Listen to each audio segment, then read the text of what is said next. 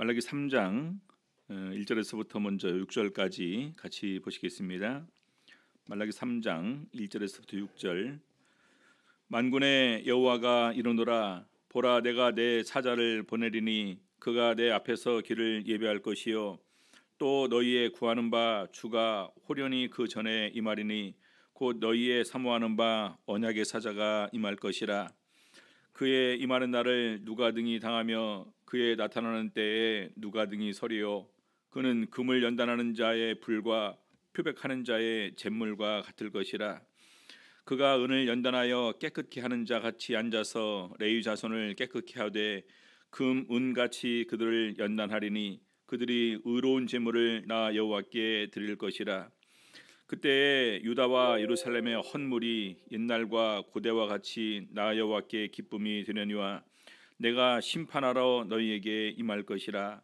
술수하는 자에게와 간음하는 자에게와 거짓 맹세하는 자에게와 품꾼의 삭세에 대하여 억울케 하며 과부와 고아를 압제하며 나그네를 억울케 하며 나를 경외치 아니하는 자들에게 속히 증거하리라. 만군의 여호와가 말하였느니라. 나 여호와는 변혁지 아니하나니 그러므로 야곱의 자손들아 너희가 소멸되지 아니하느니라. 오늘 이 시간에는 메시아 약속과 하나님 경외라는 제목으로 오늘 말라기 3장 말씀 가지고 같이 은혜 나누는 시간 갖도록 하시겠습니다. 우리 어떻게 보면 구약 성경 어떤 사람들은 이제 그 말라기가 마지막 선지자다, 또 어떤 사람들은 세례 요한이 마지막 선지자다 이렇게 얘기를 하지만 중요한 것은 하나님께서 말라기 선지자의 일을 통해서 마지막으로 말씀하시고 세례 요한을 불러서 이렇게 사역을 시키기까지 아주 오랜 기간이 이렇게 지났다라는 것입니다. 그래서 이 400여 년간 거의 말씀이 응하지 않는 가운데에서 마지막으로 주신 말라기서를 통해서 하나님께서 우리에게 원하시는 것이 무엇인지를 우리가 바로 캐치하는 것이 무엇보다도 중요하다고 생각이 됩니다. 먼저 우리 말라기 3장 1절 보게 되면은요, 이 두 가지 이렇게 예언이 있습니다. 1절 보니까요, 만군의 여호와가 이르노라, 보라, 내가 내 사자를 보내리니 그가 내 앞에서 길을 예비할 것이요. 내가 내 사자를 보내리니 그가 내 앞에서 길을 예비할 것이요. 이것은 분명히 이제 예수님께서도 이미 언급을 하셨으니까 바로 세례 요한인 것을 우리가 분명히 알 수가 있습니다. 우리 참고로 마태복음 11장에 보게 되면은요, 세례 요한이 이제 감옥에 갇혀 있는 가운데에서 우리 제자들을 보냅니다. 오실 자가 당신입니까? 아니면 우리가 또 다른 사람을 기다려야 됩니까? 그래서 이제 예수님께서 자기가 행하신 것들을 얘기하고 나로 인해서 실족치 않은 것이 복이 있다라고 이렇게 얘기를 합니다. 그러고 나서 세례 요한의 제자들이 돌아가고 난 다음에 바로 이 세례 요한이 말라기서에 예언된 바로 그 사람이다 라는 사실을 예수님께서 친히 증거하십니다. 말라기서 11장 10절 보시겠습니다. 말라기서 11장 10절.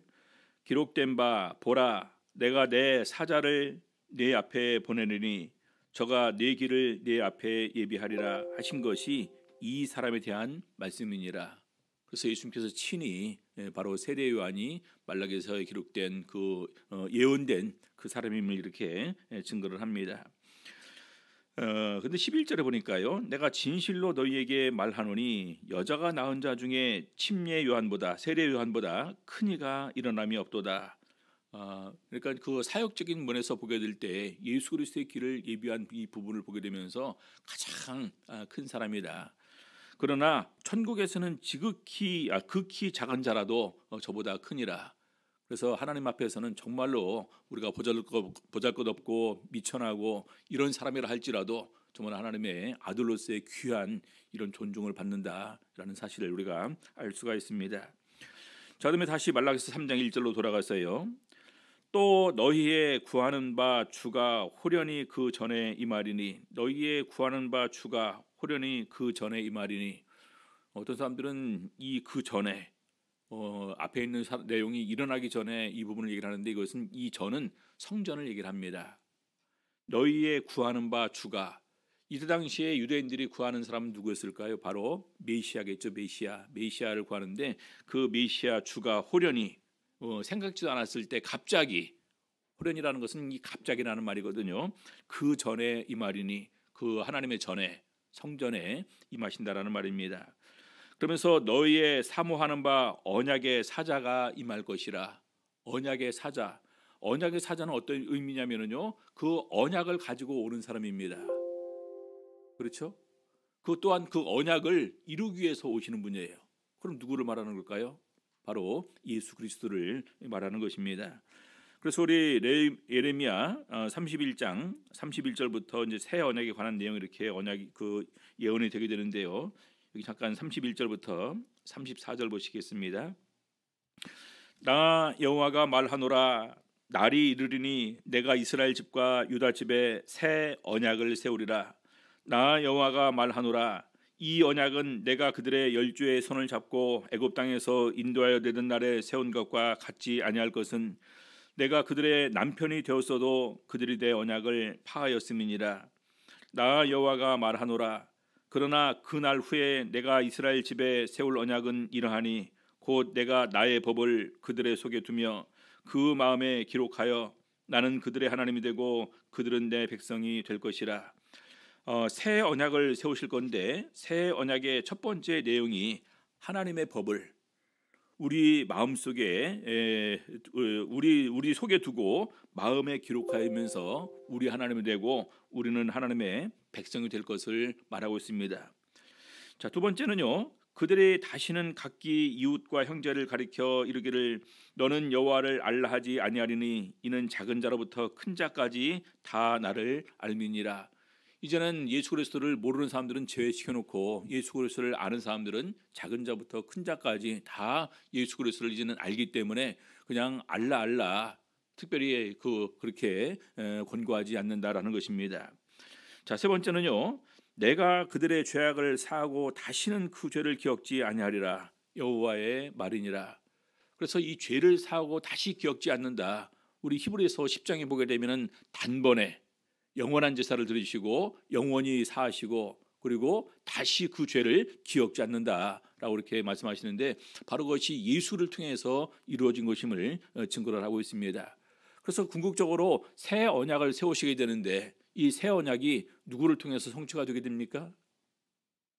예수를 통해서 성취가 되게 되는 거겠죠. 이 세 가지 내용을 보니까 그래서 바로 우리 말라기서 3장 1절 후반부에 있는 너희의 사모하는 바 언약의 사자가 임할 것이라. 바로 이분은 예수 그리스도를 말하는 것입니다.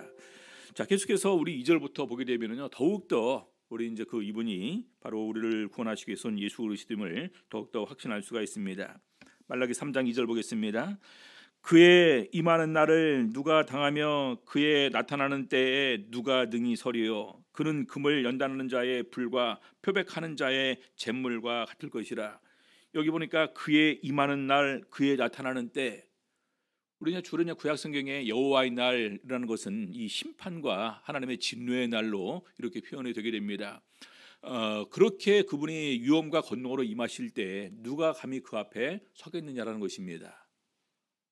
그렇죠? 심지어 그분은요 금을 연단하는 자의 불과 표백하는 자의 잿물과 같을 것이라. 금을 연단하는 불처럼 그렇게 그 강함으로 그다음에 심지어는 정말로 이런 모든 죄를 깨끗하게 씻어주는 표백하는 잿물같이 우리에게 임하실 것임을 얘기를 하고 있습니다. 그래서 결과적으로 그 구약 성경의 이 여호와의 날은 주로 이제 심판과 진노의 날인데 그러면 우리 예수님께서 이 세상에 오시면서 우리를 구원하시기 위해서 오셨는데 그럼 심판과 진노를 위해서 오셨냐? 바로 이 예수님의 오심을 갖다가 말라기서에서는요 그냥 초림과 재림까지 완전히 이렇게 포함시켜서 언급을 하고 있습니다. 자, 3절에 보니까요. 그가 은을 연단하여 깨끗게 하는 자 같이 앉아서 레위 자손을 깨끗게 하되 레위 자손을 깨끗게 하되 금, 은 같이 그들을 연단하리니 그들이 의로운 제물을 나 여호와께 드릴 것이라. 우리 구약 성경에서 특별히 이렇게 종교적으로 선택받은 지파는 레위 지파라고 얘기할 수 있습니다. 그렇죠? 유다 지파가 레위 지파를 대신할 수 없고 요셉 지파가 레위 지파를 대신할 수 없습니다. 그래서 가장 가까이에서 주를 위해서 섬긴 이 그들을 더욱더 하나님께서 이제는 성결하게 해서 하나님 앞에 나오게 하겠다라는 것입니다. 아시는 바와 같이 신약 시대에 우리 모든 성도들을 갖다가 제사장으로 이렇게 언급을 합니다. 바로 레위 구약 성경에서 레위 지파가 하나님 앞에서 섬겼던 것처럼 이제 우리 모든 성도가 마치 레위 지파처럼 더 나아가 제사장처럼 우리 하나님 앞에서 섬기게 되는데 바로 그 전에 전제 조건이 있습니다. 그들을 깨끗하게 해서 거룩하게 해서 하나님 앞에서 섬길 수 있도록 하시겠다라는 것입니다. 우리 스바냐서 3장 9절 보니까요. 스바냐서 3장 9절 그때 내가 열방의 입술을 깨끗게 하여 그들로 나 여호와의 이름을 부르며 일심으로 섬기게 하리니 우리 스바냐 선지자를 통해서 예언된 부분도 정말로 하나님께서 우리를 깨끗해 하는 가운데에서 하나님을 섬기게 하는 이때가 있을 것을 이렇게 얘기를 하고 있습니다. 그래서 다시 보면 그들이 의로운 제물을 여호와께 드릴 것이다. 말라기서 그렇게 이야기하는데 우리 신약 성경에는 그래서 우리가 제사장이 되어서 거룩한 제물을 드릴 수 있는 이런 그 산제사를 드리는 제사장으로 바울사도 우리를 설명하고 있습니다. 로마서 12장 1절 보시겠습니다.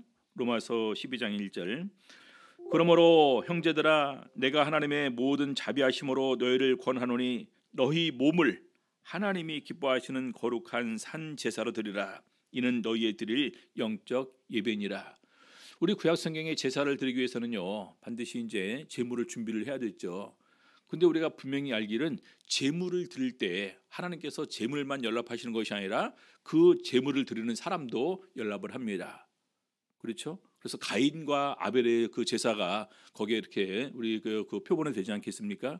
가인과 그 제물은 연락지 않았으나 아벨과 그 제물은 연락하였다.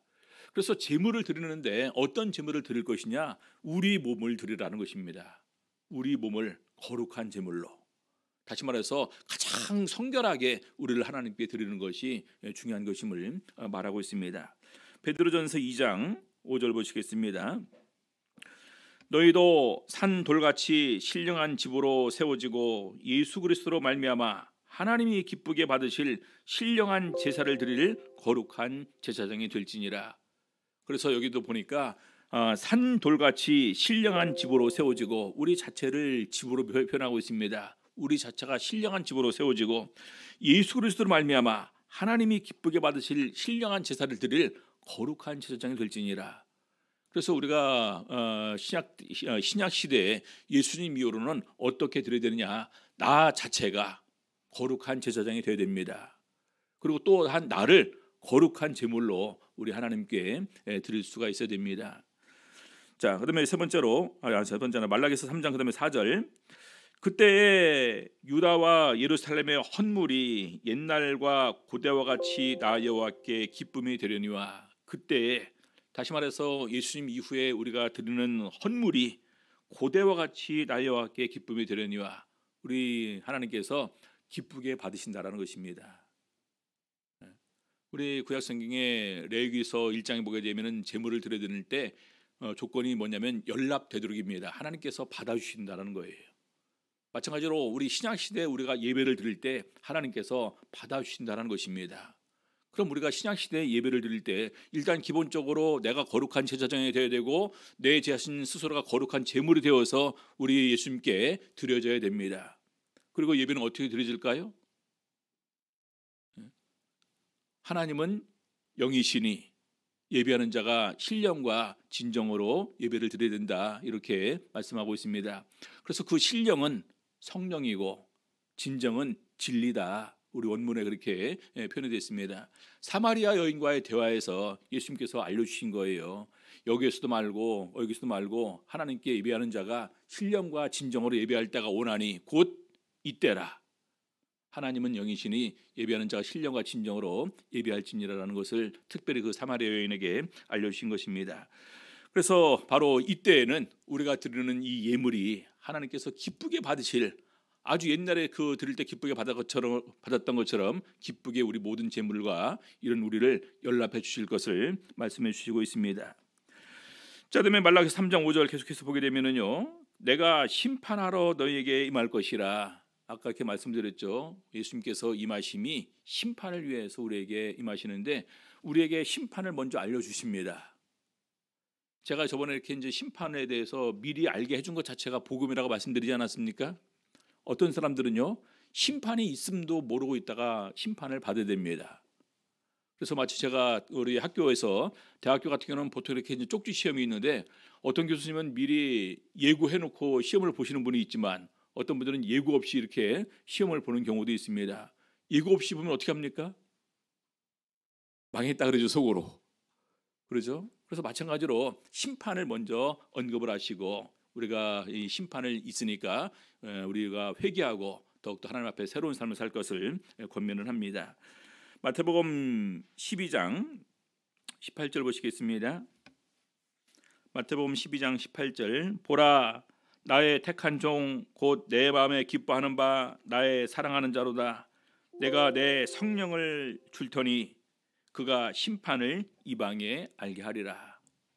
예수님께서 이 사역을 시작하시면서 바로 이게 성령을 받으심을 통해서 사역이 시작됐는데 바로 성령 받고 예수님께서 전하시는 것이 메시지가 그렇습니다. 회개하라. 천국이 가까웠느니라. 왜 회개를 얘기를 할까요? 심판이 있기 때문에. 이렇게 살면은 천국에 들어가지 못하니까 바로 그 메시지를 이렇게 전하신 것입니다. 요한복음 9장 39절에 보니까 예수님께서 친히 말씀하십니다. 예수께서 가라사대 내가 심판하러 이 세상에 왔으니 보지 못하는 자들은 보게 하고 보는 자들은 소경되게 하려 함이라 하시니 보지 못하는 자들은 보게 하고 우리가 인간적으로 알지 못했던 사람들은 알게 하여 주시고 안다라고 자부하면서 예수 그리스도를 알지 못하는 사람들은 본다고 하면서 그들은 결과적으로 보지 못하는 존재가 될 것을 말하고 있습니다.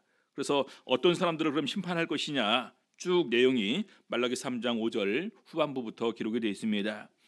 자, 술수하는 자에게와 간음하는 자에게와 거짓 맹세하는 자에게와 품꾼에 삭세대하여 억울케 하며 과부와 고아를 압제하며 나그네를 억울케 하며 나를 경외치 않은 자들에게 속히 증거하리라.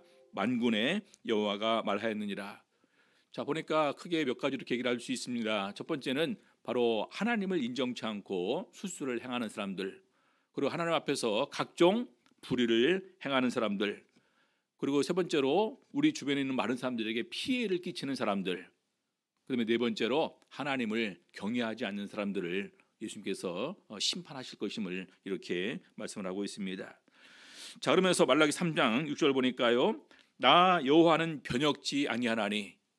이것은 지금까지 많은 말씀을 해오셨는데 또 많은 약속을 해오셨는데 절대로 이것이 변치 않는다. 하나님께서 뜻하시는 대로 반드시 이루어진다라는 말입니다. 그래서 이것은 하나님께서 하신 말씀이 반드시 이루어질 것이니까 너희가 반드시 이 말을 순종하는 함을 통해서 그 구원에 참여해라라는 부분을 의미를 가지고 있습니다.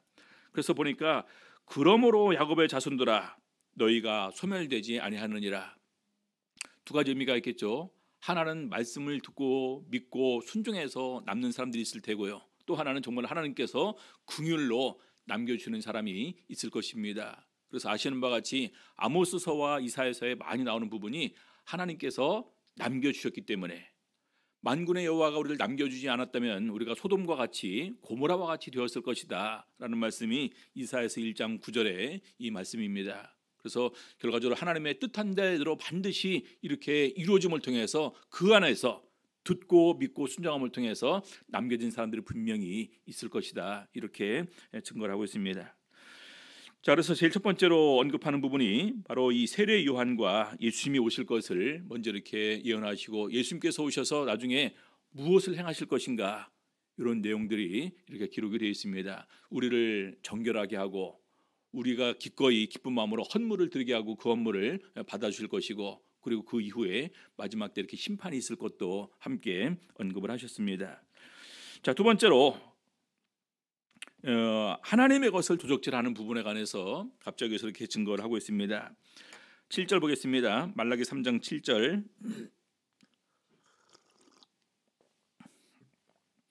만군의 여호와가 이르노라 너희 열주의 날로부터 너희가 나의 규례를 떠나 지키지 아니하였도다. 그런즉 내게로 돌아오라. 그리하면 나도 너희에게로 돌아가리라 하였더니 너희가 이르기를 우리가 어떻게 하여야 돌아가리까 하도다.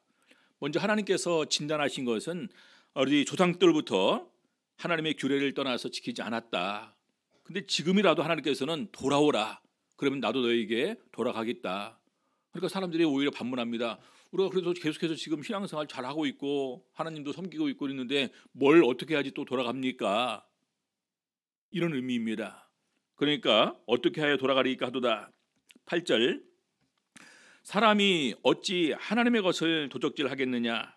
그러나 너희는 나의 것을 도적질하고도 말하기를 우리가 어떻게 주의 것을 도적질하였나이까 하도다. 사람이 어찌 하나님의 것을 도적질하느냐. 결과적으로 하나님께 마땅히 바쳐야 될 것을 이들이 바치지 않았음을 먼저 이렇게 지적을 합니다. 그러면서 우리가 어떻게 하나님께로 돌아갑니까? 이것은 도적질하는 것과 마찬가지인데 그러면 어떻게 주의 것을 도적질했습니까? 무엇입니까? 했더니 11조와 헌물임을 말하고 있습니다. 11조와 헌물. 9절 너희 곧 온 나라가 나의 것을 도적질하였으므로 너희가 저주를 받았느니라. 말라기 시대에 이르러서 많은 사람들이 이제는 하나님께 드리는 것도 소홀히 여기는 가운데에서 바로 11조 헌물을 드리지 않고 그러면서 마음으로 하나님께 어떻게 돌아가야 되느냐 이런 질문한 것을 지적을 하십니다. 자, 11조 제일 먼저 나오는 부분이 우리 이제 그 성경에 보게 되면은요. 창세기 14장에 아브라함이 살레망 멜기세덱에게 10분 일을 주는 내용이 나옵니다. 그렇죠? 그러고 나서 나중에 이제 창세기 28장에 야곱이 외삼촌 집으로 도망하는 가운데에서 베델에서 하나님께 맹세하는 가운데에서 하나님께서 나로 다시 이제 아버지 집으로 돌아오게 하면은 그리고 이제 가는 길에서 나를 지켜주시고 인도하여 주시고 내게 먹을 것을 주시면서 또 풍부하게 해주시고 다시 돌아가게 하게 하면 내가 반드시 10분의 1을 드리겠습니다. 이렇게 맹세를 합니다. 그리고 나서 나중에 출애굽 시대에 하나님께서 모세에게 통해서 명령하는 내용이 바로 이 그 10분 1, 11조를 드리는 헌물의 규례를 직접적으로 이렇게 명령을 하십니다. 먼저 우리 신명기 14장 22절 23절에 보게 되면은요. 너는 마땅히 매년에 토지 수산의 11조를 드릴 것이며 네 하나님 여호와 앞 곧 여호와께서 그 이름을 두시려고 택하신 곳에서 네 곡식과 포도주와 기름의 11조를 먹으며 또 네 우양에 처음 난 것을 먹고 네 하나님 여호와 경외하기를 항상 배울 것이니라. 다시 한번 모세가 이스라엘 백성들에게 이렇게 그 광야에서 다 이제 그 20세 이상이 죽고 난 다음에 새로운 그 세대가 가나안 땅에 들어가기 전에 이렇게 그들에게 설명을 해준 것입니다. 자, 그런데 여기 말고 레위기서 27장을 보게 되면요, 레위기서 27장은 전체가 서원에 관한 얘기를 다루고 있습니다. 서원이라는 것은 다른 말로 맹세와 언약의 의미가 있어요. 그 맹세와 언약의 의미 마지막 그 부분에서 나오는 것이 바로 이 11조에 관한 내용을 다루고 있는 부분입니다. 그래서 쭉 자기가 하나님께 마땅히 드려야 될 것을 드리지 못한 부분을 쭉 얘기해서 이렇게 드리라고 얘기하는 가운데에서 레위기서 27장 30절에 보니까요, 이렇게 증거를 합니다. 땅의 10분 1, 그 땅의 곡식이나 나무의 과실이나 그 10분 1은 여호와의 것이니 여호와께 성물이라. 우리 성도님들 아시는 바와 같이 구약 성경에서 땅은 누가 준 것입니까? 하나님께서 이스라엘 백성들에게 주신 거예요. 아브라함에게 약속하신 것입니다. 그래서 이 땅은 내가 준 것이니까 그 땅에서 나오는 수산물 10분의 1 요구할 수 있을까요? 없을까요? 그래서 우리 10분의 1을 드린다라는 것은 이 하나님께서 이런 모든 것을 창조하시고 주관하신다라는 것을 믿는 것이고 바로 그분이 자기 것을 우리에게 주셨다. 소유권이 사실은 하나님께 있는 것이다. 그래서 그 가운데서 내가 나에게 주셔서 기쁨과 감사함으로 하나님께 다시 이걸 갖다가 드리는 것이다. 이렇게 이해를 하셔야 됩니다. 그래서 이것은 원래가 보통 얘기를 할 때는요, 이것은 그 전체가 다 하나님의 것이라 해도 이것은 할 수 없겠죠. 왜냐하면 그 땅 자체가 하나님께서 이스라엘 백성들에게 주신 것이니까요. 자, 그래서 바로 그 다음에 이렇게 얘기를 하고 있고요. 31절 사람이 그 10분 일을 속하려면 그것에 5분 일을 더할 것이요.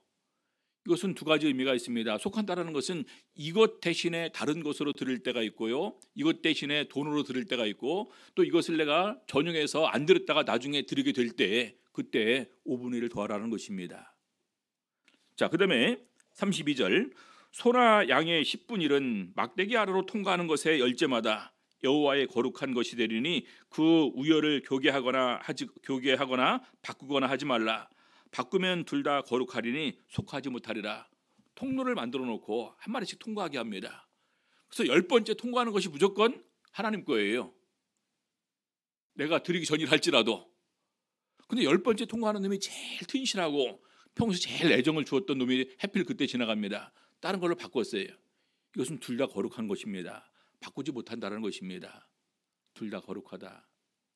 그러면서 34절 보니까 이상은 여호와께서 시내 산에서 이스라엘 자손을 위하여 모세에게 명하신 계명이니라.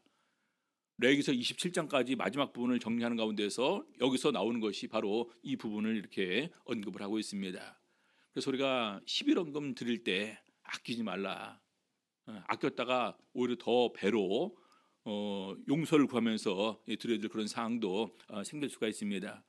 어떤 분들은 10분의 1을 또 이렇게 작정하는 분들도 계시더라고요. 그래서 10분의 1을 더 책정을 해서 선교헌금으로, 교육헌금으로, 또 이제 신학헌금으로 이렇게 보내시는 분들도 있는 것을 봤습니다. 그래서 그 마음이 뭐냐면 하나님께서 나에게 복 주셨으니까 여기서 이것 외에도 더 많이 기꺼이 기쁨과 감사함으로 드릴 수 있다라는 이런 그 마음으로 작정을 하면서 그렇게 드리는 분도 계십니다. 그래서 이것은 드리건 안 드리건 간에 이것은 이미 바친 것입니다. 그래서 우리 구약성에 보게 되면은요, 두 가지 개념이 있어요. 바쳐야 할 것. 뭡니까? 11조 헌물이에요. 이미 또 바친 것 하기 전에. 그래서 우리 성경에 보게 되면 여리고성을 공격할 때 하나님께서 여리고성에 있는 걸 갖다가 아무것도 취하지 말라고 했습니다. 여리고성에 있는 이런 모든 것이 이미 하나님께 바친 것이에요. 근데 나중에 그걸 갖다가 아간이 보고 탐내고 취했다라고 그렇게 기록되지 않습니까? 그래서 그걸 갖다가 여호와께 바친 물건이다. 그래서 우리 구약성경에 보게 되면은요, 하나님께 바쳐진 물건은 다 어떻습니까? 또 거룩한 거예요. 내가 마땅히 바쳐질 것이 있고 이미 바쳐진 것은 다 이 거룩한 것이다라는 생각을 항상 이렇게 가질 수가 있어야 됩니다. 그래서 우리가 사실은 우리 교회에 하나님을 위해서 바쳐지는 것도 우리 대만 분들은 항상 그런 마음을 가지고 있습니다. 가장 먼저 내가 사적으로 쓰기 전에 좋은 것이 있다면 먼저 하나님께 먼저, 그리고 가장 좋은 것으로. 우리 시골 교회 가게 되면은요, 막 그 쓰던 거 많이 갖다 놓습니다, 교회에. 근데 내가 쓰던 거 다른 사람한테 이렇게 그냥 그 선물하는 경우 있습니까? 선물하더라도 우리가 굉장히 주의를 합니다. 어떻게 저 사람이 어떻게 생각할까? 근데 시골에는 정말로 좋은 것도 아닌데 그냥 집에서 별로 볼 일 없고 교회에서 필요할 것 같으면 이렇게 이제 갖고 갔다가 막 싸놓는 거 있는데 나중에 그것이 전부 다 이렇게 폐물이 돼 버립니다. 버려야 되죠. 그래서 이런 부분들을 생각하면서 아끼는 것이 능사가 아니라 바로 이 부분에서 우리가 하나님에 대해서 어떻게 우리가 생각하고 어떻게 하나님을 존중하느냐, 이런 정신이 이렇게 거기에 있는 것입니다. 우리가 이제 그 교회 돈을 쓰는 부분도 역시 마찬가지겠죠. 어떤 소그룹은 이제 우리가 이제 그 활동비를 주니까 소그룹 그 활동비가 우리 소그룹 전체에게 이렇게 그냥 그 준 거예요. 사실은 소그룹 활동비는 우리 소그룹 회장한테 준 것입니다. 그 분명히 그 감을 갖다가 잘 잡으셔야 돼요. 왜 준 걸까요? 세 가지 목표입니다. 저희가 왜냐면 우리가 전부 다 이제 우리 교회의 그 목표가 예배, 교육, 선교, 구제, 봉사 이렇게 이제 교제 이렇게 있지 않습니까? 그거 하라고 준 건데 가장 기본적으로 전도를 위해서 회장이 갖고 있으면서 이제 쓰라는 것인데 예전에 그것이 총무가 갖고 있으니까 그것이 잘 지출이 안 돼서 다시 그걸 갖다 이제 회장이 이제 관리하라고 그렇게 한 것입니다. 그다음에 두 번째는 신방이에요. 신방. 그리고 세 번째는 교제를 위한 것입니다. 근데 가만히 보니까 어떤 곳 소그룹은 전체 소그룹이 다 나와야지만 이거 먹고 야외 가고 그런 겁니다. 누구를 위해서 쓰여지는 것입니까? 나온 사람을 위해서 쓰여지는 거예요, 그게. 그래서 이 부분은 정말 이렇게 우리가 그 소그룹 활동비 지출에 대한 부분을 잘못 생각하는 거다. 그리고 나중에 결산할 때 그렇습니다. 왜 다 못 썼냐? 그럼 뭐라고 대답을 해야 됩니까? 전도비로, 신방비로, 교제비로 써야 돼. 다 못 쓴 이유는 그만큼 활동을 못했다라는 증거예요. 그래서 오히려 그렇게 얘기를 할 때 그거 다 못 써서 죄송합니다. 다음 달에는 다음 해에는 분명히 다 전도비로, 신방비로, 이렇게 교제비로 쓰는 가운데서 더욱더 주의 영광과 은혜를 나눌 수 있는 그런 금액으로 사용하도록 하겠습니다. 그렇죠? 만약에 다 못 쓰면 어떻게 됩니까? 연말 되면은요, 이건 반납하는 거예요. 소그룹 전체가 먹고 마시는 이런 쪽으로 그거거나 아니면 이렇게 뭐 그 선물 사주거나 그러면 그것이 문제가 좀 있게 되는 거겠죠. 그래서 우리가 그 부분은 주의를 해야 된다. 그래서 가만히 보니까 이제 저희가 저 우리 각 그 소그룹 회장님들이 그런 개념을 좀 가지고 어떤 경우는 쓰고 싶어도 소그룹 구성원들이 반대해서 못 쓰는 경우도 있더라고요. 다 나와서만 써야 되는 거니까. 예. 그 속으로 그냥 이렇게 이제 그 나눠주라고 이제 쓰라고 준 것이 아니다라는 생각을 분명히 이렇게 했으면 좋겠습니다. 이것은 바친 물건이에요. 바친 물건. 그래서 바친 물건 우리가 어떻게 하느냐 이것은 또 중요한 그 관념으로 우리 머릿속에 가지고 있어야 되겠죠. 자, 그다음에 계속해서 말씀을 하십니다. 말라기 3장 10절 만군의 여호와가 이르노라 너희가 온전한 11조를 창고에 들여 나의 집에 양식이 있게 하고 그것으로 나를 시험하여 내가 하늘 문을 열고 너희에게 복을 쌓을 것이 없도록 붙지 아니하나 보라. 만군의 여호와가 이르노라 내가 너희를 위하여 황충을 금하여 너희 토지 수산을 멸하지 않게 하며 너희 밭에 포도나무의 과실로 기한전에 떨어지지 않게 하리니 너희 땅이 아름다워짐으로 열방이 너희를 복되다 하리라. 만군의 여호와의 말이니라. 온전한 11조를 내면은 하나님께서 오히려 하늘 창고를 열고 복을 부어 주시겠다라는 것입니다. 황충이 없게 한다는 거예요. 황충은 다른 말로 메뚜기입니다. 오늘 TV를 봤더니 케냐에 엄청난 메뚜기장 이렇게 일어나는 걸 봤는데 혹시 보신 적 있습니까? 아주 그냥 쫙 깔렸어요. 메뚜기가 지나가게 되면은요, 그 농작물이 완전히 초토화가 됩니다. 남는 게 없어요. 그래서 요즘 시대도 저런 게 있다. 그래서 이제 마침 이제 우리 집사람이랑 지웅이가 여기 옆에 있길래 야 저기 바로 메뚜기 재앙인 것 같은 거야. 빨리 봐봐. 이렇게 이제 얘기를 각자 그렇게 이제 나눈 적이 있었습니다. 그래서 정말로 이런 그런 자연 재해뿐만 아니라 이런 곤충의 피해 이런 부분도 사실 하나님께서 주관하신다라는 사실을 알 수가 있습니다. 자, 그다음에 마지막으로 의인과 악인을 이렇게 이제 분별하시겠다라는 것입니다. 말라기 3장 13절 여호와가 이르노라 너희가 완악한 말로 나를 대적하고도 이르기를 우리가 무슨 말로 주를 대적하였나이까 하는도다. 이는 너희가 말하기를 하나님을 섬기는 것이 헛되니 만군의 여호와 앞에 그 명령을 지키며 슬프게 행하는 것이 무엇이 유익하리요. 이런 그 교만한 말을 했다라는 것입니다. 하나님을 섬기는 것이 헛되니 왜 이런 말이 나오게 될까요? 우리 시편 37편, 73편 앞에 숫자만 바꾸면 되는데 그 앞에 행악하는 자를 인해서 불평하지 말고 그들이 잘되고 형통한 것에 대해서 불평하지 말라는 것입니다. 마지막 때 악인의 결국을 거기서 이렇게 얘기를 하고 있습니다. 그래서 보니까 하나님 안 믿는 사람들도 잘 되네. 오히려 돈도 더 많이 벌고 이 세상의 쾌락과 향락도 더 많이 누리고 좋은 거 더 많이 누리는 이런 것을 보게 되면서 하나님 믿는 것이 헛되다. 이런 완악한 말을 하는 경우도 있다라는 얘기겠죠. 자, 그래서 3장 15절 보니까 지금 우리는 교만한 자가 복되다 하며 악을 행하는 자가 창성하며 하나님을 시험하는 자가 화를 면한다 하노라 하미니라. 이런 말까지 행하는 가운데서 그들이 말로 하나님을 대적했다라는 것입니다. 자, 그와는 반대로 말라기 3장 16절 그때에 여호와를 경외하는 자들이 피차에 말하매 여호와께서 그것을 분명히 들으시고 여호와를 경외하는 자와 그 이름을 존중히 생각하는 자를 위하여 여호와 앞에 있는 기념책에 기록하셨느니라. 근데 그와는 반대로 여호와를 경외하는 자들이 피차에 말하는데 여호와께서 그것을 분명히 들으시고 그것을 기념책에 기록해 놓으시겠다는 것입니다. 기념책. 우리가 한 말, 우리가 하는 행동, 우리가 마음속에 품었던 것을 갖다가 따로 기록해 놓는 게 있다라는 거예요. 그것이 기념책인데 누구를 위해서 기록합니까? 여호와를 경외하는 자와 그 이름을 존중히 생각하는 자를 위하여. 사실 저희가 제일 조심할 부분이 바로 말조심입니다. 말조심. 말은 정말 조심하셔야 돼요. 이것이 다 기록된다고 그러지 않습니까? 자, 그다음에 말라기서 3장 17절 보겠습니다. 만군의 여호와가 이르노라 내가 나의 정한 날에 그들로 나의 특별한 소유를 삼을 것이요 또 사람이 자기를 섬기는 아들을 아낌같이 내가 그들을 아끼리니.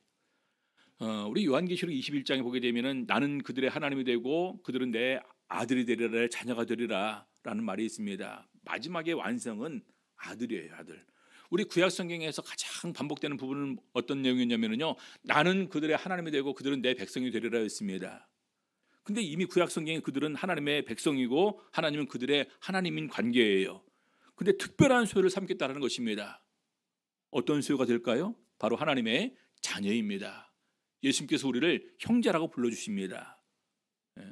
그래서 로마서 8장과 로마서 8장 9절과 로마서 8장 16절에 보게 되면 우리가 성령을 통해서 그리스도인이 된다라는 증거와 성령을 통해서 우리가 하나님의 이 자녀가 됨의 특별한 은총을 우리가 누리게 됩니다.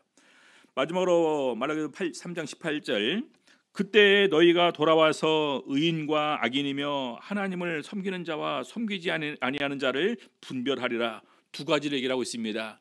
첫 번째는 의인과 악인의 분별, 공의를 행하냐 아니면 불법을 행하냐가 첫 번째 관건입니다. 우리가 불의한 자냐 아니면 선한 일을 행했냐가 되겠죠. 두 번째는 하나님을 섬기느냐 하나님을 섬기지 않느냐. 두 번째가 그것이 두 가지, 이것이 바로 심판의 근거가 됩니다. 데살로니가후서 1장 6절부터 보시겠습니다. 너희로 환난 받게 하는 자들에게는 환난으로 갚으시고 환난 받는 너희에게는 우리와 함께 안식으로 갚으시는 것이 하나님의 공이시니, 주 예수께서 저의 능력의 천사들과 함께 하늘로부터 불꽃 중에 나타나실 때 하나님을 모르는 자들과 우리 주 예수의 복음을 복종치 않은 자들에게 형벌을 주시리니, 여기 보니까 하나님을 모르는 자들, 그렇죠? 우리 성도님들, 하나님을 모르는 것 자체는 이미 이거는 구원 받을 수가 없는 거지 않습니까? 당연히 심판대 앞에 설 수밖에 없겠죠. 많은 사람들이 아직도 질문합니다. 목사님, 하나님 믿지 않지만 선한 일 많이 했는데요. 그거 상관없는 거예요. 믿지 않는데. 데살로니가후서 2장 12절, 진리를 믿지 않고 불의를 좋아하는 모든 자로 심판을 받게 하려 하심이니라. 두 번째는 진리를 믿지 않고 불의를 좋아하는 사람들, 불의한 행위들을 하는 사람들이 결과적으로 심판대 앞에 서게 된다는 것입니다. 그래서 우리는 바로 영적 판단으로 이것을 구분할 수 있는 그런 마음이 우리에게 생겼습니다. 그렇죠? 하나님을 경외함을 통해서, 예수 그리스도의 은혜 가운데 거함을 통해서 무엇이 영적으로 옳고 그른지를 구분할 수 있는 영적 눈이 우리에게 띄워졌다는 것입니다. 이것이 얼마나 귀합니까? 그래서 이걸 갖다 마지막에 우리가 분별하리라, 이런 분별할 수 있는 이런 은혜와 은총을 우리가 함께 이렇게 누리게 되는 것입니다. 더 나아가서 바로 이제 심지어 예수님의 12제자들과 바로 12보좌에 앉아 나와 같이 심판하리라까지 이렇게 말씀을 하신 내용을 우리가 보게 되면서 정말로 우리가 마지막에 어떻게 살아야 될 것인지를 다시 한번 여기까지 이렇게 보여주고 있습니다. 그래서 3장 13절에서부터 쭉 얘기 나오는 게 말로 하나님 우리가 대적했다. 말로. 그 다음에 오히려 그런 가운데에서 여호와를 경외하고 존중히 생활하는 사람들의 그 말을 특별히 하나님께서 기념책에 기록해 두신다. 마지막에 그대로 특별한 소유를 삼을 것이다. 특별한 소유. 그리고 심판대 앞에서 바로 우리가 의를 행하느냐 불의를 행하느냐, 하나님을 경외하느냐 경외하지 않느냐가 우리 심판의 근거가 됨을 이렇게 말씀을 하시고 있습니다. 그래서 말세를 살아가는 우리들이 더욱더 이런 부분에서 깨워서 우리 하나님께 영광 돌릴 수 있는 그런 삶을 다시 한번 살 수 있도록 우리들의 마음과 생각을 우리 하나님께로 향하는 저희들이 되어야 되겠습니다. 그래서 중요한 것은 우리가 마땅히 바쳐야 될 것을 하나님께 잘 바치고 있는가, 우리가 말로 혹시 하나님 앞에서 허물과 실수와 죄를 범하지 않는가, 또 우리가 이 세상 살아가는 가운데서 하나님을 경외치 못하고 오히려 불의한 쪽으로 자꾸 이렇게 쏠려가지 않는가라는 부분을 다시 한번 확인해 보면서 정말 신앙이 바로 설 수 있는 우리 성도님들 다 되시기를 예수 이름으로 바랍니다. 기도하시겠습니다. 말씀 생각하시면서 같이 기도하시겠습니다. 오늘 또 이렇게 우리 안드레 집사님 사모님이 수술을 했고, 그리고 이제 어제 소라 사모 또 이렇게 수술을 했습니다. 우리 회복하는 기간 동안 하나님께서 특별히 긍휼히 여기셔서 빠르게 건강하게 회복할 수 있도록 은혜 베풀어 주시기를 위해서 같이 기도해 주시기 바랍니다. 기도하시겠습니다.